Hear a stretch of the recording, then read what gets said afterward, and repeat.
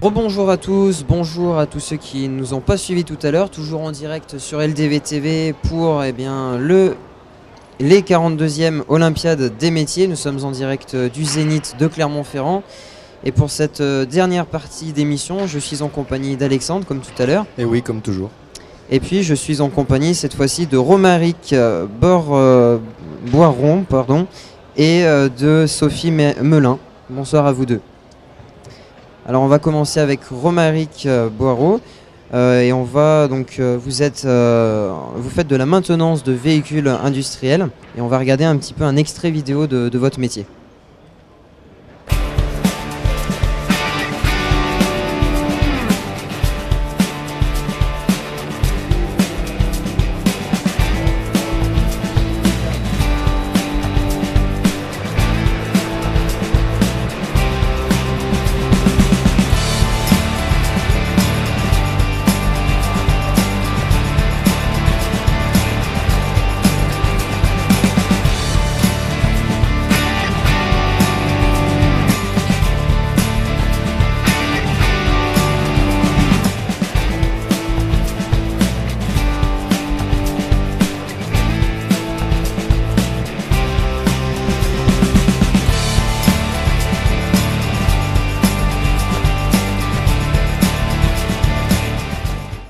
Voilà, on est de retour donc après ces images. Alors pour commencer, en quoi consiste donc ce métier? Donc qu'est-ce que c'est que la maintenance de véhicules industriels? C'est simplement de pallier à tout problème, que ce soit mécanique ou plus électrique ou électronique, même de véhicules, de transport de marchandises et de personnes aussi. Après, que vous dire d'autre Et pourquoi vous avez choisi justement cette orientation professionnelle? Ou par pure passion, je suis un passionné de mécanique à la base. Donc après, plus le poids lourd parce que je dirais que par rapport au gabarit et à l'accessibilité, c'est ce qui m'attirait le plus. Et donc pourquoi avoir choisi de participer à ces Olympiades des métiers? C'était simplement à la base, on m'a proposé de participer à ces Olympiades qui étaient donc les 41e.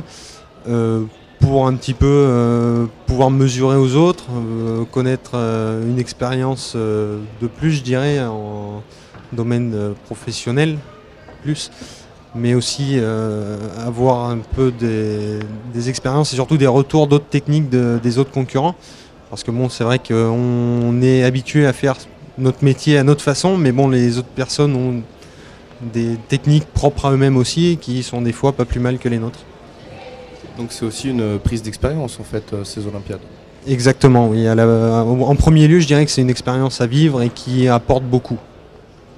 Alors comment ça s'est passé pour vous? Parce que vous avez participé l'année dernière, comment ça s'est déroulé? Au départ, je suis arrivé pour m'amuser plus qu'autre chose.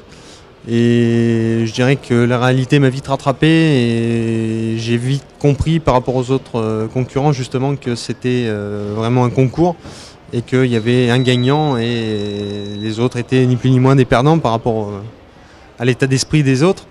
Et donc la seule chose, c'était vraiment de s'enfermer dans une bulle et de faire son boulot et de ne pas s'occuper des autres. Alors cette année, vous n'êtes plus candidat, mais c'est vous qui créez pour les autres candidats des fausses pannes en quelque sorte. Oui, exactement. Alors comment ça fonctionne en fait? Là, je dirais que c'est la partie un petit peu qui est quand même vraiment dur, parce que être capable de créer une panne pour être le plus proche de la réalité possible, donc de pannes qui peuvent réellement arriver, tout en sachant aussi que donc faut pas que ce soit vraiment trop flagrant pour qu'il y ait quand même toute une démarche de diagnostic au préalable avant de résolver une panne. Et donc on va parler un petit peu des formations. Personnellement, que pensez-vous justement de ces formations plus professionnelles entre guillemets dans l'avenir en fait?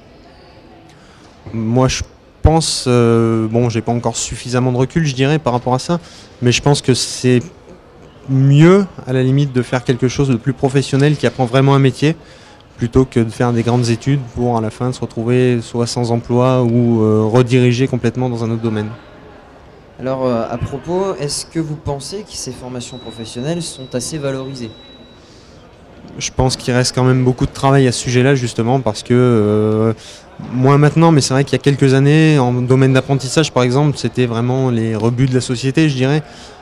Alors que pas du tout, on a des personnes justement qui ont des compétences énormes, qui viennent en apprentissage tout simplement parce que c'est vraiment la pratique professionnelle qui les intéresse et qui les attire, plus que les parties vraiment scolaires qu'on peut leur proposer dans d'autres formations. Et donc, quels arguments auriez-vous à donner aux jeunes qui hésitent encore un peu à la voie qu'ils aimeraient choisir pour justement les inciter à venir dans votre filière professionnelle?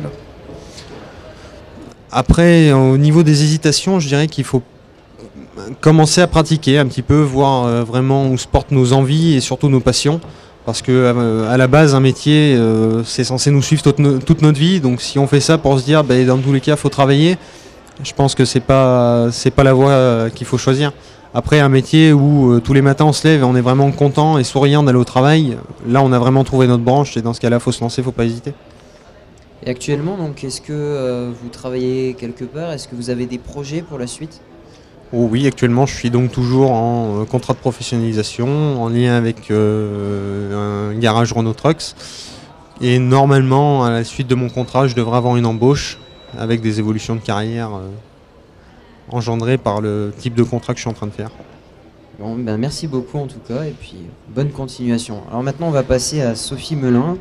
Vous êtes tailleur de pierre. Donc je vous propose de regarder un court extrait vidéo de ce qu'est le métier de tailleur de pierre.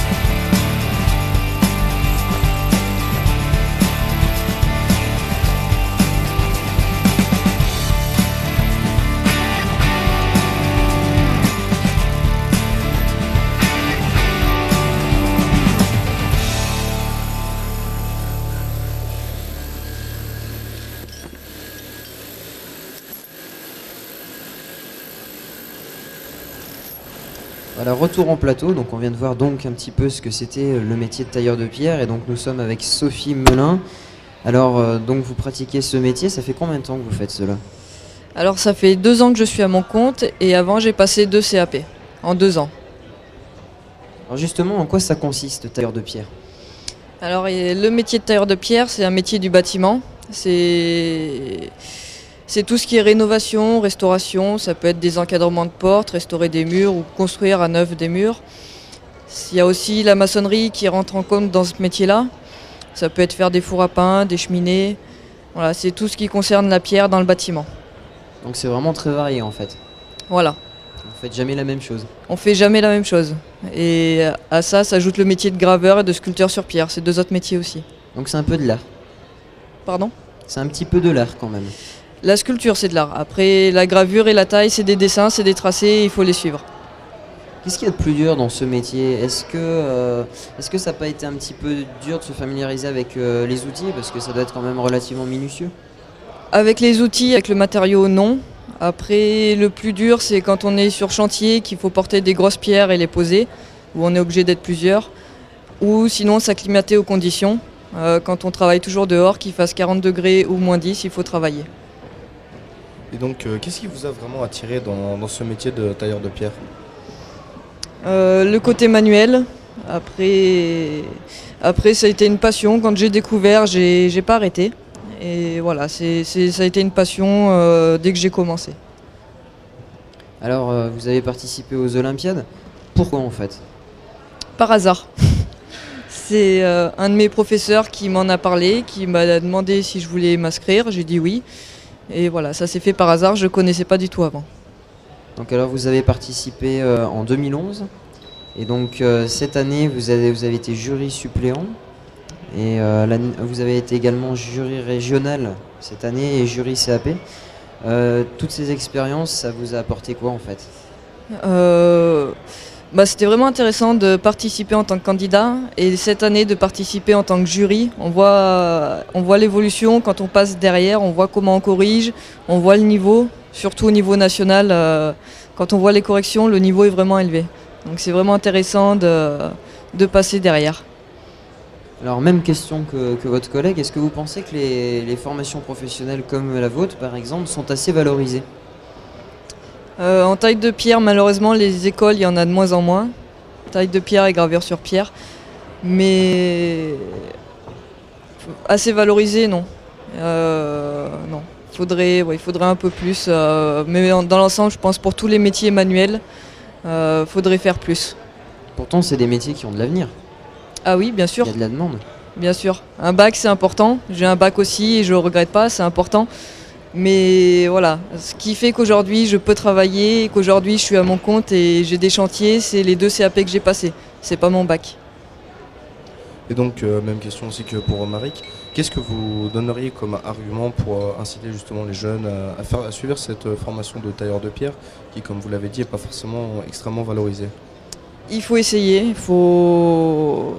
c'est qu'en essayant qu'on peut savoir si ça peut nous plaire ou pas. Et après, c'est des métiers de passion. Hein. Généralement, tous les métiers manuels sont des métiers de passion. Donc après, on aime ou on n'aime pas, mais il faut essayer.